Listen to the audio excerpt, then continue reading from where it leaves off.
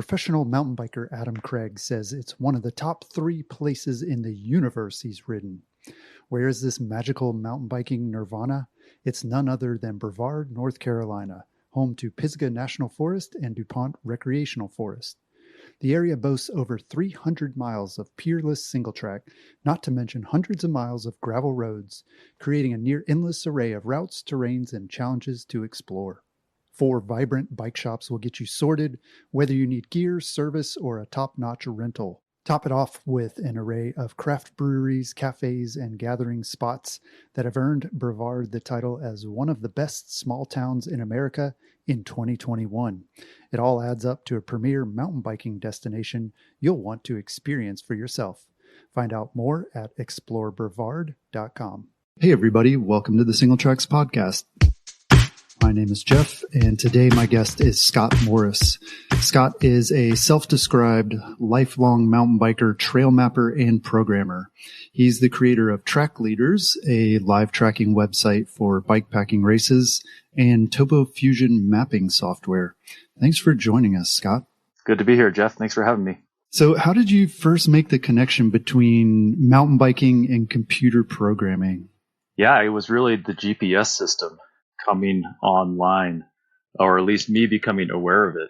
But I think I think the timing was good in that it was pretty new, right when I was coming out of high school and really getting into computer programming. Mm-hmm. And so there wasn't really, I think people were trying to figure out what the GPS system could do and what new applications there were. And yeah, they were. From a very early age, I got pretty interested in computers and programming. Mm-hmm. I was a pretty nerdy kid growing up. I had glasses going into kindergarten. I never that level of nerdiness. Yeah. And I got super into Nintendo games and computer games, and I always kind of thought about making my own company or making my own games, and I thought that was going to be my way of combining my two interests of computers and games.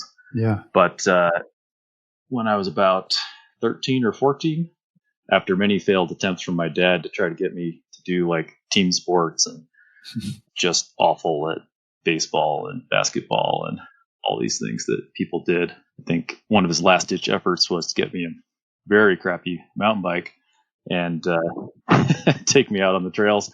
And man, I just fell hard for mountain biking. I mean, I absolutely loved it, and started mountain biking every day. I think when I was 14, maybe. At least every day I could, I guess, not in the winter. But I was super lucky to have trails that I could ride to from my house. So it was ultimate freedom of being able to ride from home to trails before I even had a driver's license. So mountain biking, was just became everything to me, and computer games quickly fell out the wayside as not being very real. And so then, it shifted to trying to combine something with outdoors and mountain biking and programming. And the GPS system was, I think it was online in the early 90s and became available to the public some years after that. But it was with this thing called selective availability that maybe you remember that, maybe not, but you do. Yeah. That was when they were adding the error, a systematic random error to the GPS signal. Right. And I remember my brother borrowed a GPS from someone, and we tracked this really long ride that we did, and it was so cool to be able to see, where we had gone on this map. But there was big random shifts where all of a sudden it would be way off the trail. I mean, way much bigger than, errors you'd see today from GPS. Yeah. But, and so I thought that could be something, but the error was really hard to get too excited about. But luckily they turned that selective availability off. They, meaning the government, the U.S. government. In 2000, I think. Mm-hmm. And then it started working really good, and Garmin started making, really small handheld devices that you could put on your handlebars. And yeah, I thought, okay, maybe there's something here. Yeah, I remember you and I connected early on, like, yeah, I think it was early 2000s when, I was playing around with GPS as well and trying to figure out, like, how could you create maps and share them with other people? And I remember at the time, like, didn't you do like some graduate studies or something around this idea of like, how do you take GPS data and like make it more accurate, or like take a bunch of people who ride the same trail and like figure out what is like the true path versus like all these paths that have slight errors in them. Am I getting that right? Yeah, that's right. Yeah. So I was doing my grad work in Tucson at the University of Arizona in computer science, and kind of had aspirations of not only starting like a small company, but also doing research and trying to solve problems that people hadn't thought of with GPS data, especially related to the outdoors. And so, yeah, one of my papers was exactly what you just said, which was to take, a collection of rides in an area that could be from one person or could be from multiple people, and combine it into a GPS network that gives you only the unique trails instead of multiple versions of it. And yeah, published that paper. A smarter person probably would not have published that and made more commercial. Right. Yeah, because everybody like Strava now, like Yeah. is a thing. They're able to kind of figure out like, okay, you and 10 other people rode this exact same trail segment, and I mean, but at the time, like early 2000s, it was like this is a hard problem to solve. Yeah, that's right. And Strava does it very, very well, and a couple other people do now. But yeah, based on that paper, I did get a few job offers or inquiries. And I remember being in an interview or two, and people straight up asked me, why did you, this is like a really complex algorithm you came up with. Why did you publish it? Yeah. Wow. Interesting. And I don't know if anyone, really used that. Certainly it was the idea. I don't know if they actually used the algorithm or maybe it got them started. But yeah, that's just how the academic world is. Like, you share things, and I'd rather be known as someone that can solve problems than just be known for someone that solved one problem, I guess. Yeah. Yeah. Interesting. Well, did you work with like any of the GPS companies over the years? Because again, like the GPSs, you mentioned the Garmin's, like when those came out, like those weren't great. Like I think most people kind of understood like these could be a lot better, and there's like a lot of issues with them. So were you able to like work with any of these companies, or have you been focused more like on the software side? Yeah, I kind of always treated the hardware as something I just had to deal with, and process the errors and do what I could. And yeah, I never really had like a good open channel with Garmin or anything to give feedback. But other than that, occasionally they became aware of what I was doing and wanted to hire me, but I refused multiple times. Yeah. Yeah. Interesting.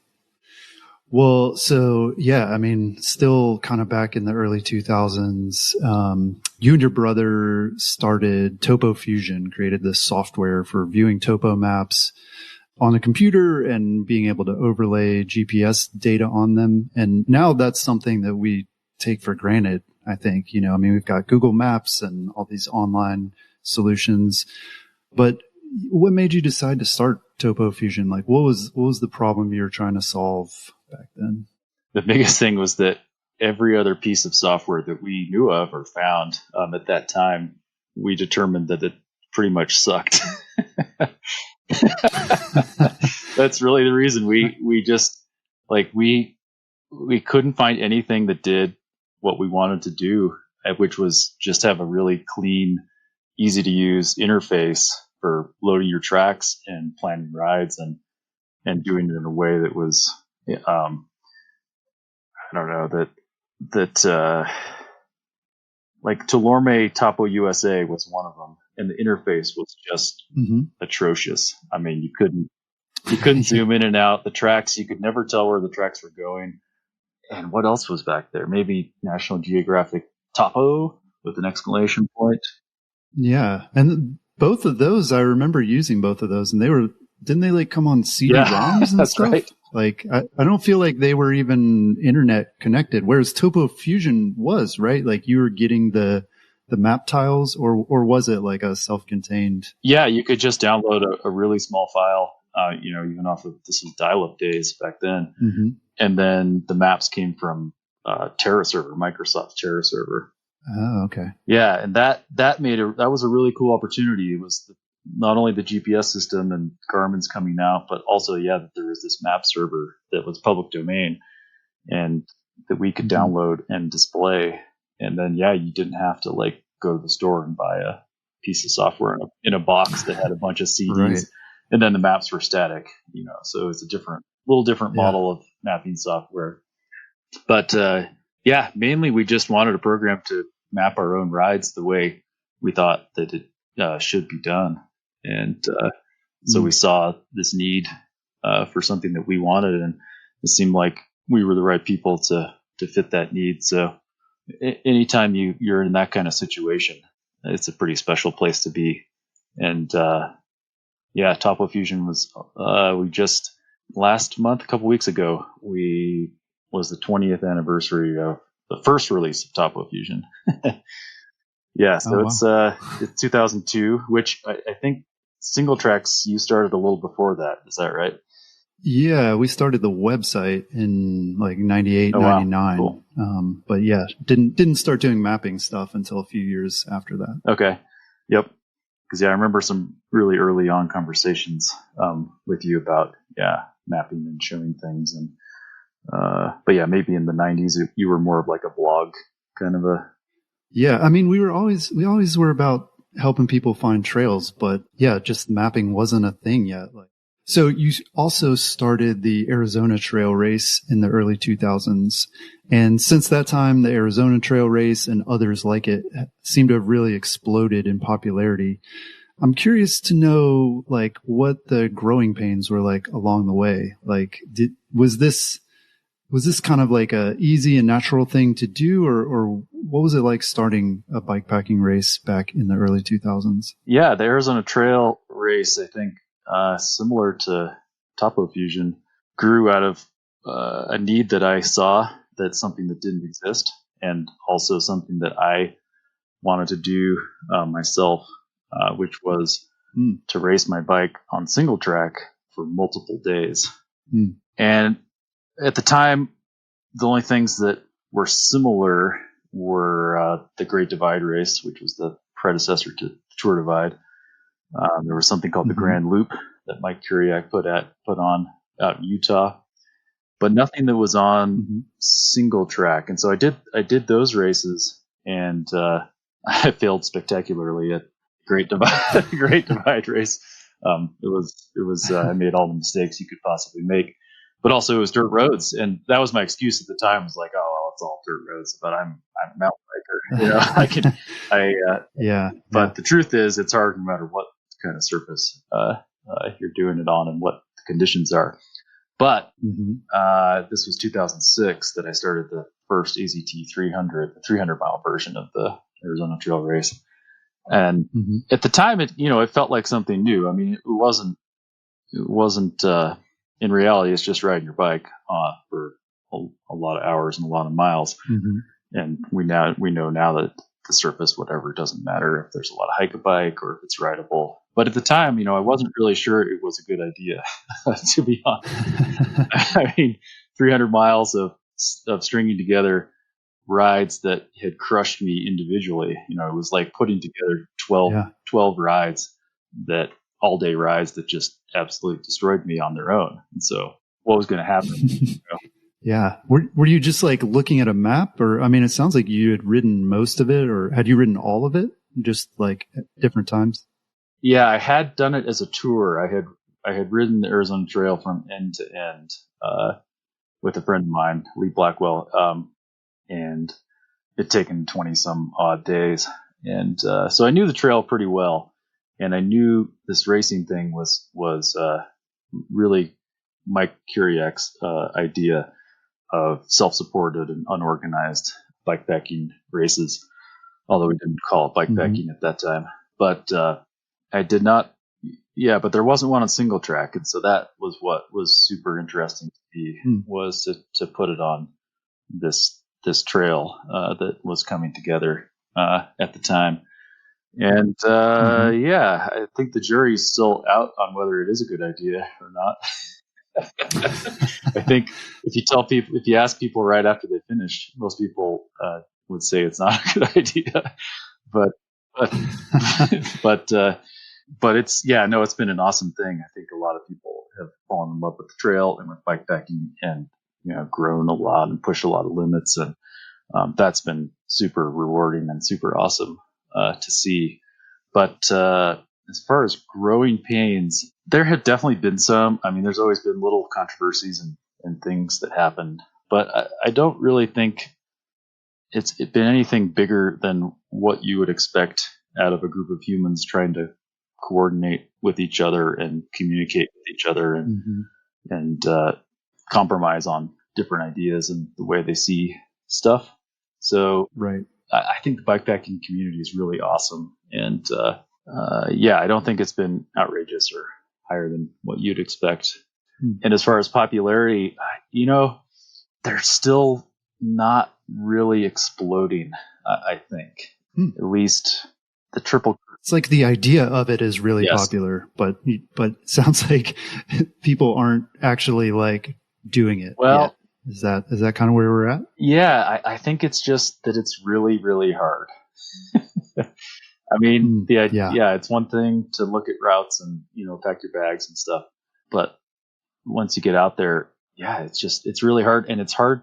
It's so hard that there aren't a lot of people who race year after year, bike packer. There's exceptions. There's definitely people who are long time bike pack racers and who can pull it off consistently. But most people I know, and myself included, did it for a number of years. And then, kind of decided that it was super hard and maybe not that good for your body and your mind to be pushing sleep deprivation and pushing that many hours on the bike. Yeah. So I'm speaking mostly about the Triple Crown races, which is Tour Divide, Colorado Trail Race, and the AZT. And those have they haven't gotten super huge. The AZT and the Colorado Trail have a limit of 74 riders.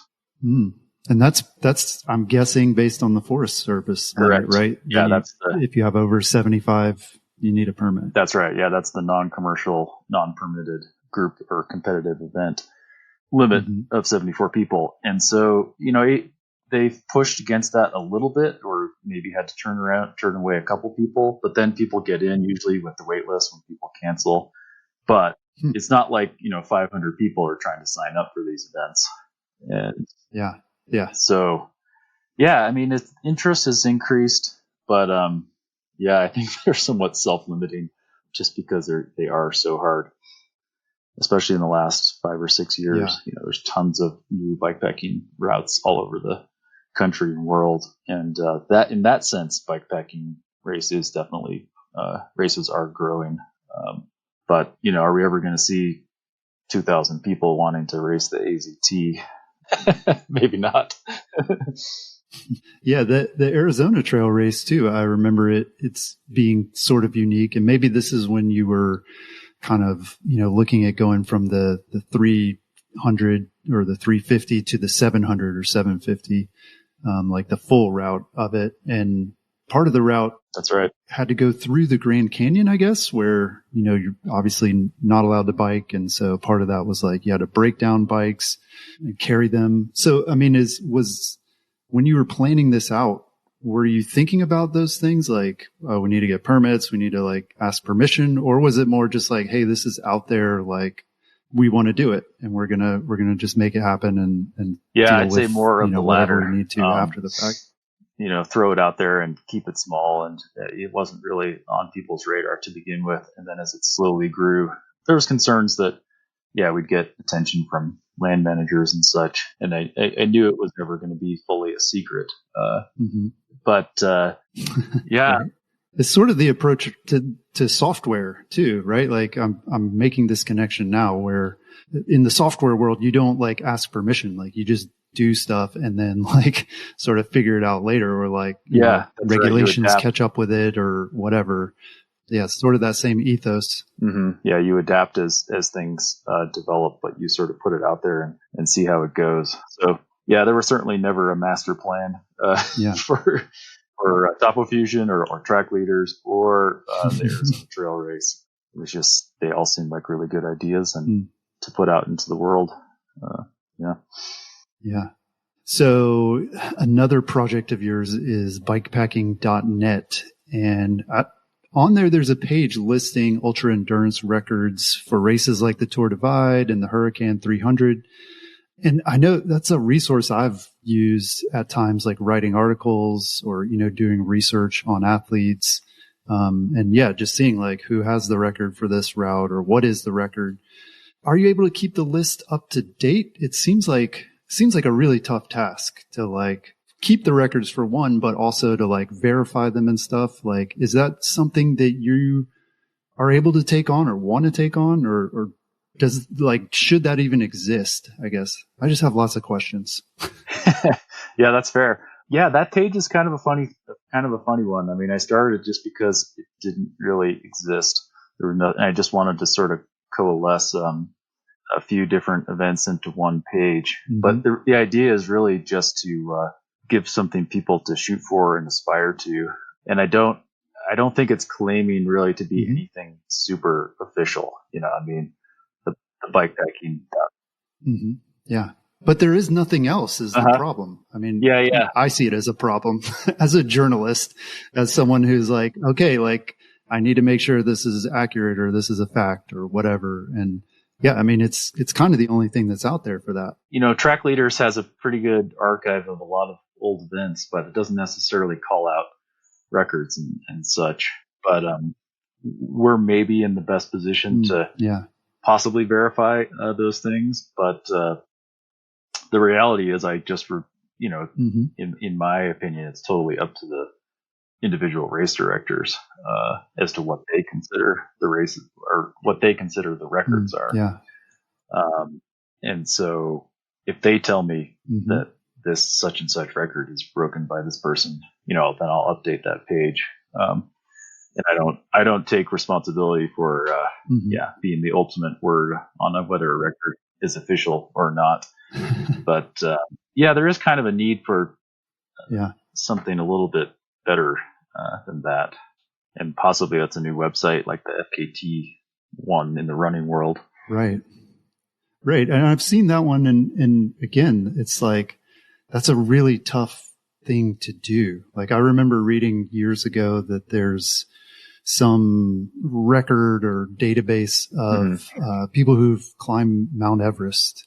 And, you know, there's different records like mountaineering records, and all this like paperwork exists somewhere like in Nepal or something. Like some person has decided to like keep this up, and, you know, people will like debate like, oh, did so-and-so actually summit? And, you know, there will be like years of back and forth, like, you know, you need to produce evidence and, you know, like all kinds of stuff like that. And it's interesting now because like FKTs are becoming popular, you know, especially with the pandemic. A lot of athletes saw it, I guess, as a way to like get out and compete with, you know, kind of on their own terms and on their own time. So like, it seems like it's becoming more of a thing where people want to know, did this person do it or who has the record? But it also seems like it's a really hard thing to do, even with today's technology. Like, do you see potential problems with that in terms of just like the politics of it and that sort of thing? Yeah, I think so. And, you know, maybe we're at a little bit of a turning point with that, with more higher profile riders getting into FKTs and bikepacking a little bit.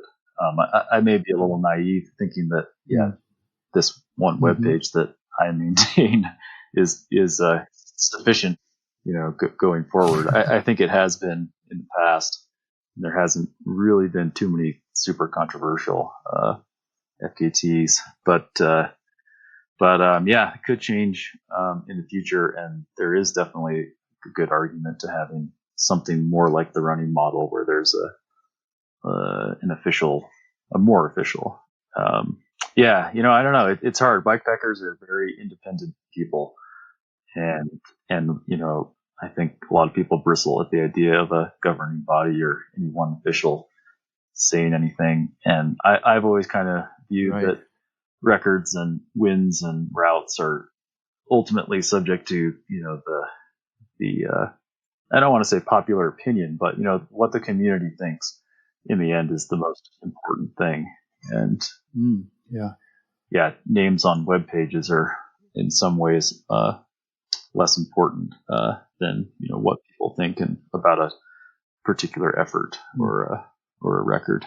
So yeah, I feel like bikepacking is unique, especially these races. I guess when we're talking about the big races, like there's like this tension between like official and unofficial, right? Like yes, there are some records and we are timing it, and there's someone who finishes first. But at the same time, we want it to be laid back, and we want it to be simple, and we want it to just be like, this is unofficial, but it's official. Like, it's it's a really fine line. It is, yeah, and we dance on both sides of that, I think, with these events. And to be honest, that's one of the reasons that I stepped down from putting the Arizona Trail race on, is that dance is a little bit stressful, and mostly from the perspective of land managers who might possibly decide that that it's too far on the side of official or not following the rules. And particularly with the AZT is kind of unique in that it crosses Grand Canyon National Park, and it's kind of amazing that has been allowed to go on for this many years. But it's one of the most visited national parks in the country, and understandably they have a lot of challenges to managing people and a lot of challenges coming up with rules. And I wouldn't completely blame them if one day someone high up in the park decides that the AZT race is not something that should be tolerated. And so that definitely caused me some stress, and I think it causes the new race director John Schilling some stress as well. But it's worth dealing with as well, because that race is such a special thing and such an amazing thing. So I'm really grateful that he has taken that responsibility on. Yeah, for sure. I mean, that's what makes bikepacking what it is too, right? Like, you don't want to mess with it too much. But at the same time, there are those challenges. So tell us about Track Leaders. What led you to create that, and how does it work? Okay, yeah, Track Leaders is kind of a joint venture between myself and Matthew Lee. And Matthew's probably best known for being in the film Ride the Divide, which was kind of the first major bikepacking race movie, and probably still the best known one, maybe, but followed the 2008 Tour Divide race, I think. And he's won it a number of times, right? Including in 2008. Yeah, I think he raced 7 years in a row, finished 7 years in a row, and won it 4 or 5 times out of those 7. But he took over. Well, he created the Tour Divide race, which was just a spin-off of the Great Divide race from Mike Kiriak. And Tour Divide, in the end, Matthew had the enthusiasm and the love of the route, and that's why people went to Tour Divide as opposed to the GDR. But it became the main Divide race. And right at that time, around 2008, 2007, Global Star started producing the Spot device for the first time. And so this was a really new thing, and somehow Matthew heard about it, and he had this revelation that this could be a way to actually follow the Tour Divide race. Make it a spectator race in a way that doesn't intrude on the experience of the racers. Okay. I think, that was a key point to him, that you should still be able to go out there and disconnect and ride your bike and have it be a relatively pure experience if that's what you're looking for. And so he was able to get Spot to, I think, sponsor one of those early tour divides, and got a fleet of, well, I say a fleet of Spot devices, but I think there was like 15 people in the race maybe at that time. But yeah, and he kind of knew that I was from TopoFusion, knew that I was a GPS nerd and programmer, and I had met Matthew in the 2005 Great Divide race, and which I did not finish, and he did, but I had met him there, and so kind of knew. Well, it was a pretty small community at that point, but the funny part was that I think in one of those early AZT races, he offered to let me use those spot trackers that he had got for the previous year's Tour Divide. Oh, cool! And this was a ploy to get me to do the mapping software for him, mostly, I think. But I said no. I said no. I had reservations about what it was going to do to the event and not only the experience of the riders, but also kind of the what's the right word? The making it more visible to the public or land managers, and so I turned him down that first year of the AZT and said no. I don't know that this is a good thing for bikepacking. But then over the next couple of months, I realized that this was going to be a really, really cool thing for bikepack racing. That I was a big fan of Tour Divide and Colorado Trail and some of these other events that were coming out now, and it was something I had to be a part of, and my skills were just like perfectly aligned to do it in a way that where I was not only a participant but and a fan. So I felt like I could do a pretty good job on it. So we started collaborating and started tracking not only bikepacking races but dog sled races and sailing races and running races, and so now we track quite a few different kinds. But bikepacking is still the main thing we're interested in, and probably in terms of the number of events that we track more bikepacking races than anything else. But cool. Well, so yeah, you said that the whole genesis for track leaders was around the time that the Spot devices came out, 2007, 2008. Yep. That's a lifetime ago in terms of technology, right? Like that was right. Maybe right around the time the iPhone came out or just before.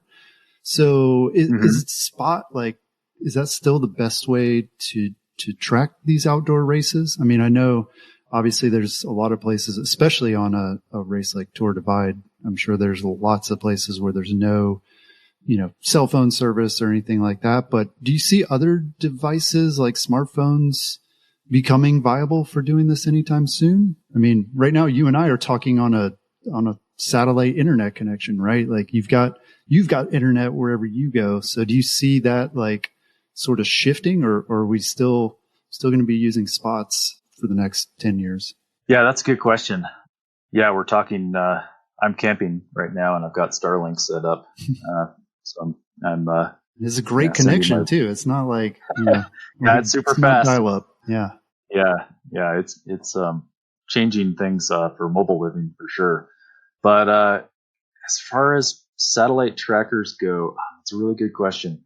I wish I knew the answer, of course, so I could plan our business model. Yeah. But and there's a few things coming out soon, probably in the next 2 or 3 years. Like the next version of Starlink satellites are going to have essentially a cell tower on them. Oh, wow. For low bandwidth.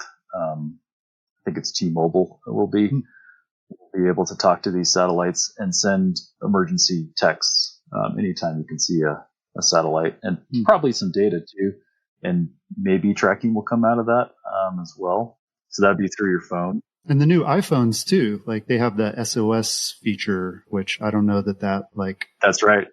Obviously it's not for playing around. It's not for just like going on a race, but yeah, it seems like that's where we're heading. It could be. Yeah. I mean, I think that Spot or Global Star is devoting the bulk of their satellite bandwidth to the new iPhone when that comes out.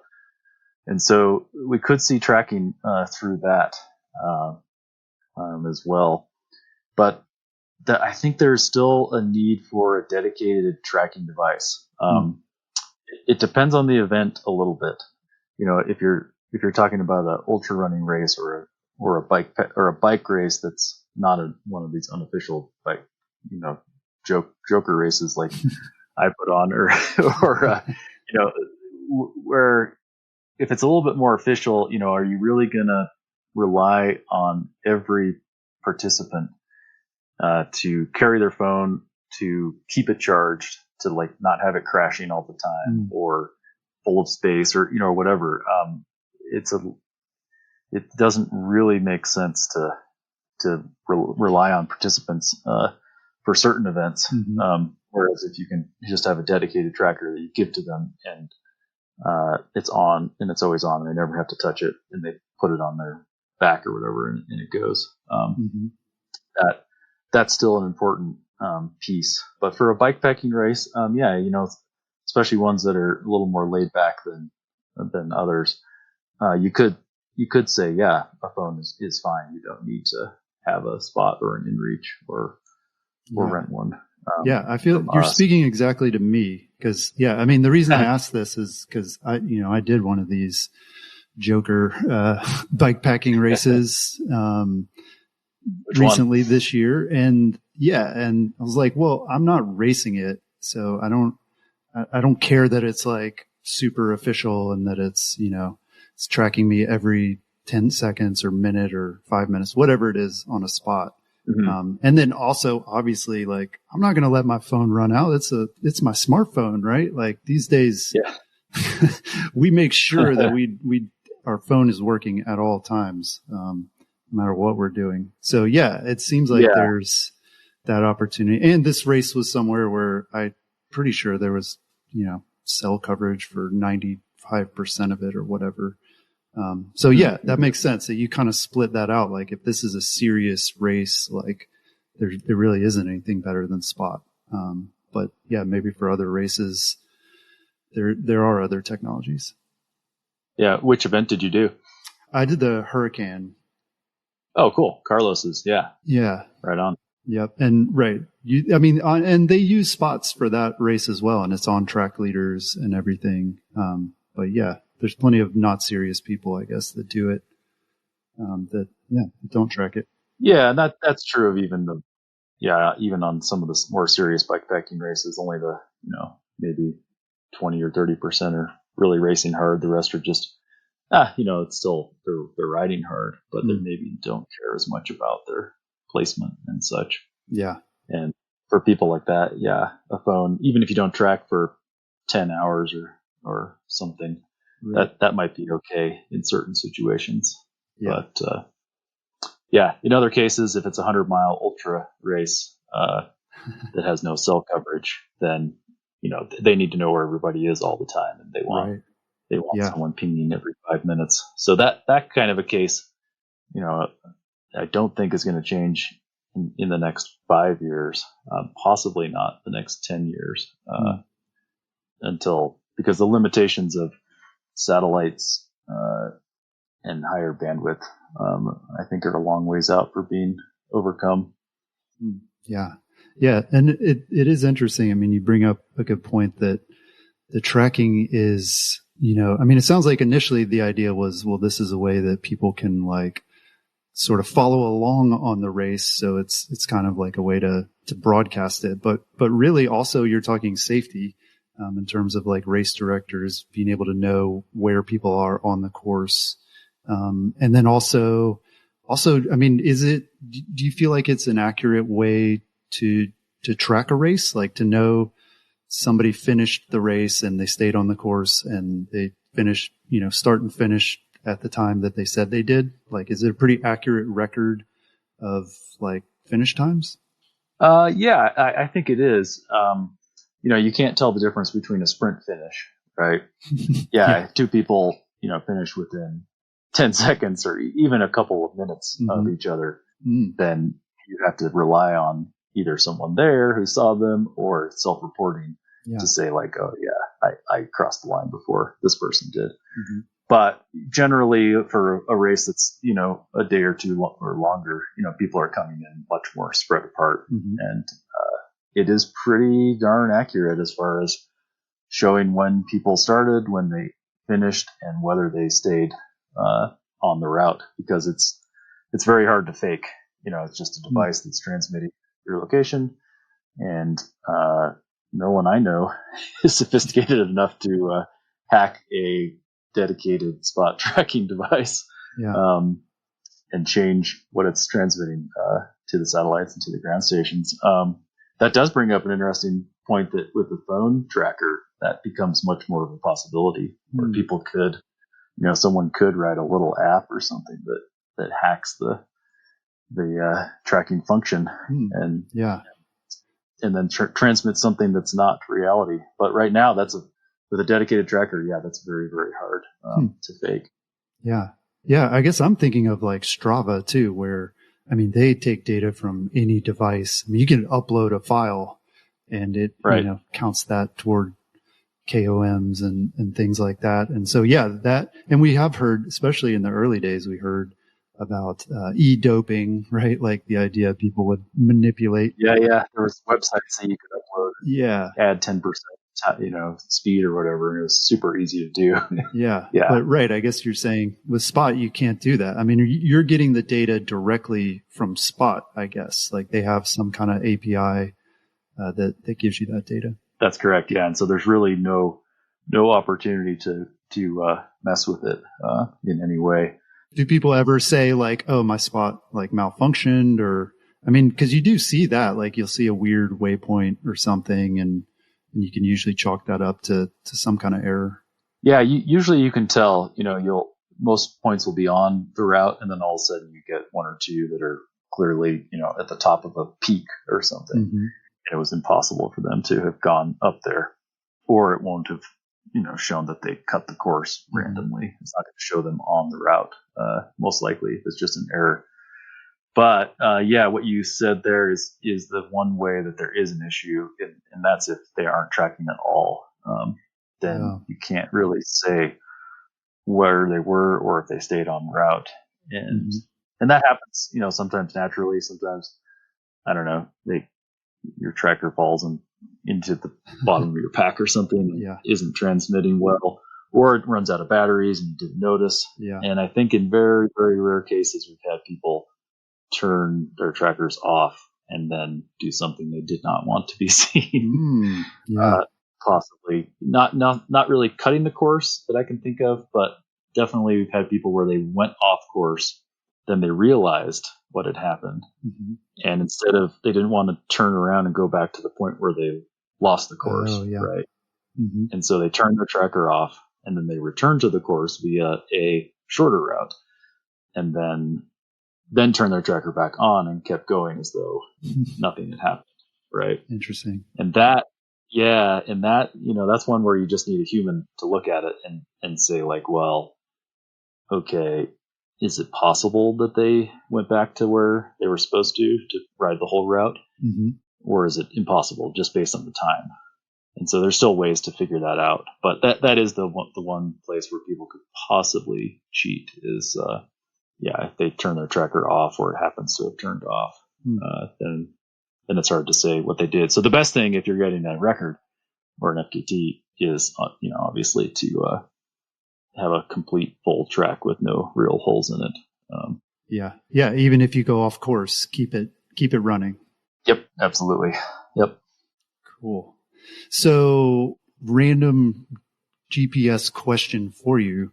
Why is elevation data so notoriously difficult to track with a GPS? Like, people will go on a ride with their buddies and 4 people will have like 4 different elevation plots and 4 different, climbs and descents. Why is that? Why is it so hard still to get that data accurately? Yeah, I think it's a good question. I think it's the biggest thing is it's just an inherent limitation to satellite tracking in general, which is that if you think about triangulation, you're you're looking at time differences between the satellites you can see. But if you're on the surface of the Earth, you can only see satellites that are either above you or near the horizons. Mm-hmm. And you cannot see satellites that are below you, like on the other side of the Earth, right? Mm-hmm. Because the signal can't go through dirt or mantle. And so if you think about trying to triangulate a 2D location, if you've got a satellite on, say, directly to the north on the horizon and a satellite to the south right on the horizon, and you use those two time differences to figure out your distance between those two, mm-hmm. the errors cancel each other out, and you're going to get a really good fix in that way. Okay. And then same with east-west, and they don't have to be north, south, east, west. But if you have 3 or 4 satellites near the horizon in any reasonable direction, which you mostly do, given how the constellation works out, you're going to be able to get a really good 2D fix. Mm-hmm. But for 3D, all you have is basically the satellite that's right above you, or any that are near, and not anything below. And so the errors add up, and it's a lot harder to accurately figure out your elevation. Then there's also some problems with like the model of the Earth, because it's not a sphere, but it's also not an ellipsoid. And so approximating that, it can be difficult too.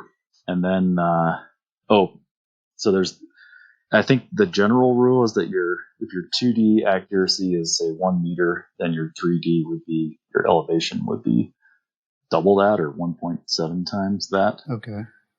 So there's that source of error. But if you're talking about comparing rides with your buddies and why a total climbing number is going to be off, mm-hmm. the other thing to understand there, I think, is that it's a sum. So you're adding up differences in elevation as you go along on a ride. Mm-hmm. And so the more errors there are, it just accumulates as you go along.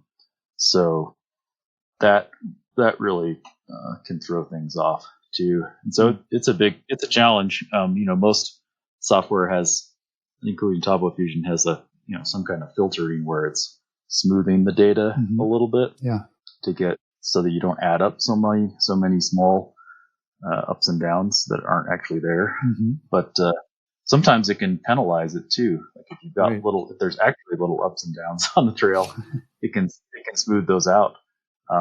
So at some point you just have to kind of choose an algorithm and go with it. And especially if you're comparing between different apps like Strava and Garmin, then there's going to be different, variances, and then different devices. And so, I always take a elevation gain number with a grain of salt, I guess.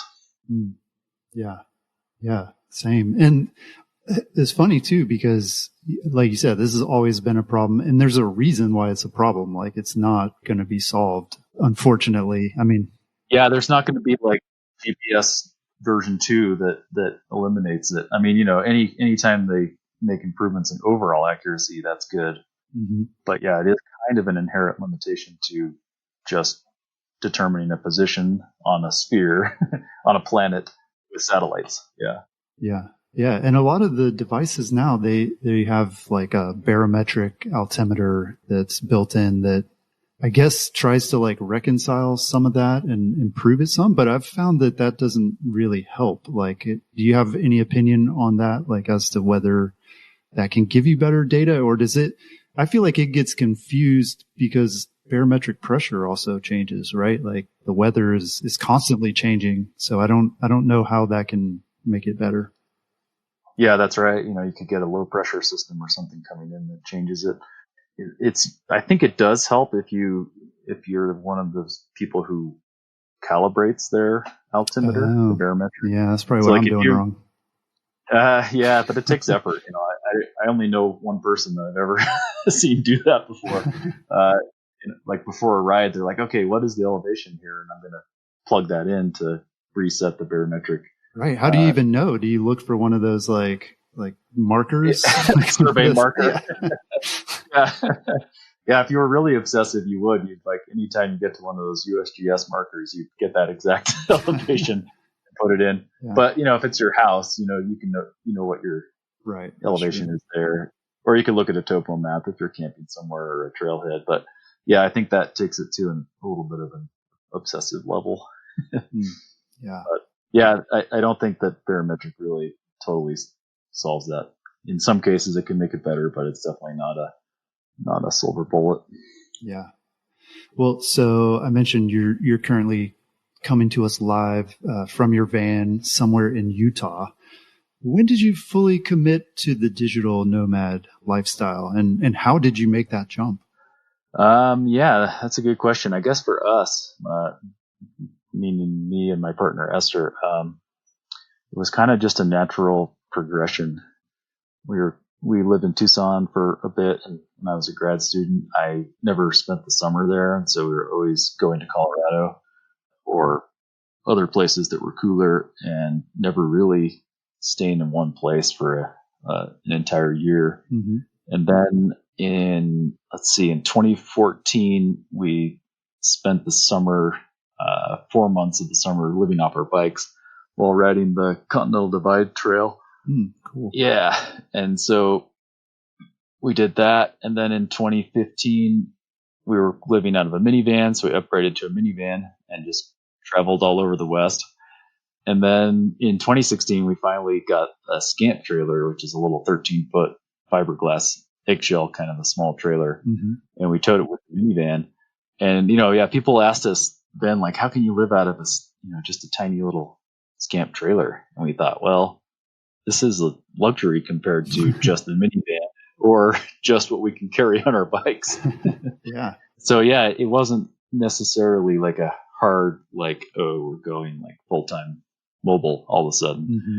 Just sort of grew naturally. And, but when we did do this camp, we did like fully, didn't have a storage unit, weren't renting a place or anything anymore. Wow. And that was 2016. So it was a little bit of a jump. And there was a couple things to figure out as far as to how we were going to work effectively and keep computers charged and get internet and all that kind of stuff. And then, in the pandemic sort of forced us to upgrade to a bigger trailer where we had, we couldn't spend as much time in coffee shops and libraries and even friends' houses, it seemed like, at the time, especially at the beginning. And so we got a bigger trailer that has a bathroom and more power and cell boosters. And this year got the Starlink satellite internet set up, which has been pretty amazing too. So yeah, it's just been kind of a progression, I guess. Yeah. Yeah. That's interesting that, yeah, you kind of started from like something really tiny, like living off your bike, to living, out of a minivan, which, by comparison is a step up. I think a lot of us imagine like, we're living in a house or an apartment or whatever, and imagine like going down in terms of our space and our lifestyle. But yeah, for you, it's like, get really, really low, and then whatever you do from there is gonna feel like an upgrade. Yeah, that's right. I think that's maybe a little bit of a trick that we kind of told ourselves anyway. Yeah, seems to have worked. Make it seem luxurious and be like, oh, look, when it rains, we don't have to like look for a tree to hide under because we have a tree. Yeah, it's the little things. Yep. So yeah, do you have any tips for people who are like, when people find out that you're living this lifestyle and maybe they've considered it, what are the things that they're most concerned about, that they're like, oh, well, how do you do this? Like, what is the biggest tips you can give to people who are thinking about doing that? Yeah. I mean, a lot of people ask us about internet, like how we're able to work and power computers and stuff. And, Starlink is pretty amazing, but you don't need it. We just operated off our phones. We just using them as a hotspot.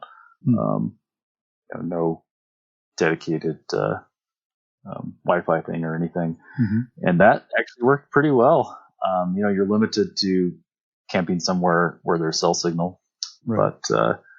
But and it depends on what your job is. Neither of us do a lot of necessarily high bandwidth stuff. If you're doing Zoom meetings and that all the time, something like Starlink makes a lot more sense. And it would have been pretty challenging to do that without it, just with cell-based stuff. But if you're just programming and logging into servers or sending emails and stuff, that's pretty low bandwidth. Right.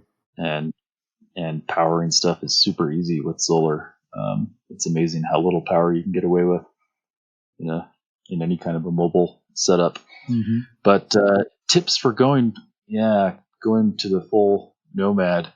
The one thing I would say, I guess, is that to realize that there's many, many different ways to do it, and to not look at any one particular person or YouTube or anything and be like, that's what mobile life is, right? Yeah. That there's ways to do it that are super cheap and are way cheaper than living in even a cheap apartment. Mm-hmm. There's ways to do it that are expensive, more expensive than owning a house. Yeah. And everything in between. And there's ways to do it where you're camping free or staying in campgrounds or RV parks or staying in one place for a long time or moving around.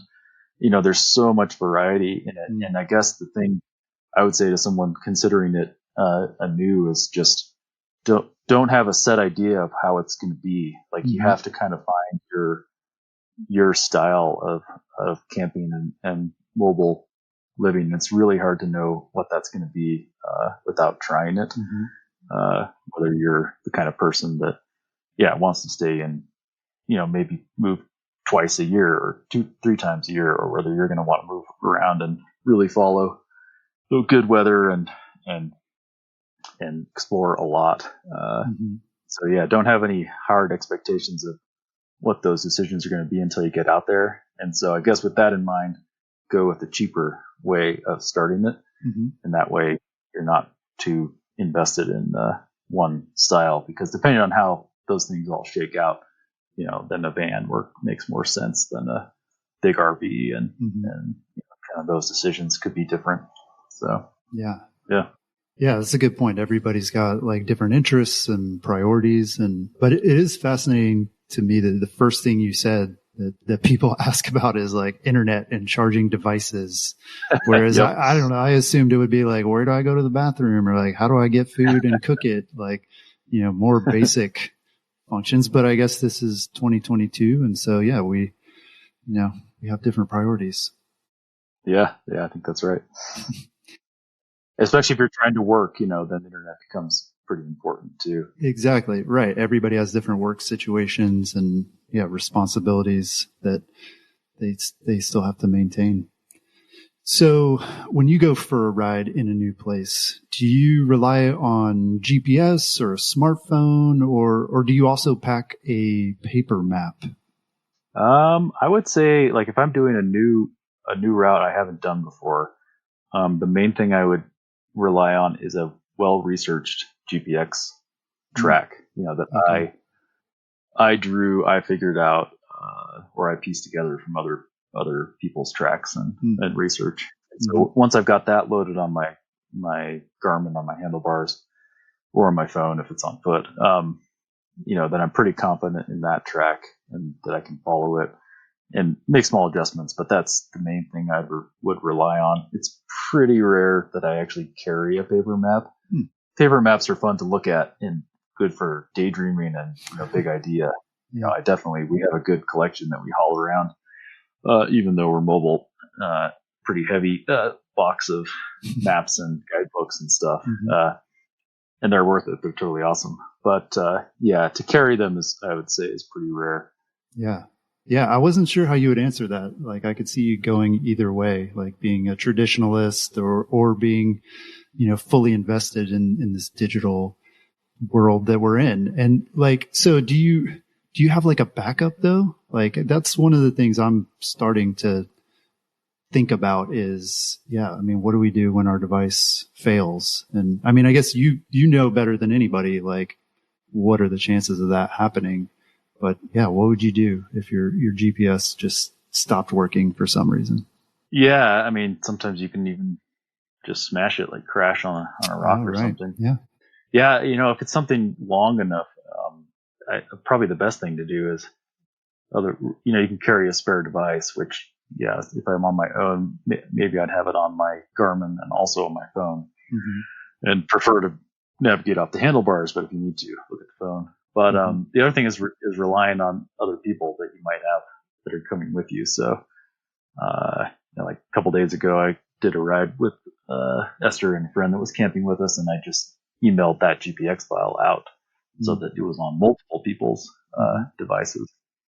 Partly for as a failsafe, but also just because then they could help me navigate it if I'm not paying attention and miss a turn or something. But but a paper, I don't know. I myself don't often consider bringing a map. I don't know why exactly. I haven't brought one in years, but I mean, I feel like there was a point where I was like, oh, I really like paper and I still kind of appreciate that. But I guess there was a point where I just said, no, like I don't need that anymore. Yeah. It's not that they're that heavy really, but I don't know. For some reason, I guess I've just been my whole adventuring life. I've pretty much been a GPS guy. When I started doing new rides outside of established trail systems, I was always loading tracks and looking at tracks, and so that's just the way I operate. Maybe I'm just not old enough to. You're digital native, yeah, something like that. Yes. So, what are you planning for your next adventure? Be it an outdoor adventure or business venture? Well, we just booked our tickets to go to New Zealand for this winter. Oh, cool. So I think that's going to be the next big adventure. Which how are you going to get your trailer over there? Yeah, I wish. We started going to New Zealand in the winters. Once we had the scamp, just because I'm not that interested in camping when the days are so short. Mm-hmm. Even if you're down somewhere warm like Arizona, it's still winter, and it's still quite dark. And one of the really cool things about being mobile is that we don't have expenses really at home, so we can park back in the U.S. We can park the trailer in our at a friend's house or something, and not be paying for mortgage and stuff, and then go to New Zealand and be relatively unencumbered. So taking advantage of that, it's pretty cool. And then getting another summer solstice instead of a winter solstice is two summers. That's awesome. Yeah. Yep. And then just continue exploring and riding bikes and scrambling around on foot, and doing a little pack rafting down there as well. Should be awesome. Well, Scott, thanks so much for taking the time to chat. It was great catching up and hearing about all the cool projects that you're a part of. And can't wait to see what you're up to next. Yeah, thanks, Jeff. It was great being on here. And it'll be interesting to see how single tracks goes in the next 20 years. Yeah. Awesome. Well, you can find out more about TopoFusion and track leaders online, and we'll have links to those in the show notes. That's all I've got this week. We'll talk to you again next week.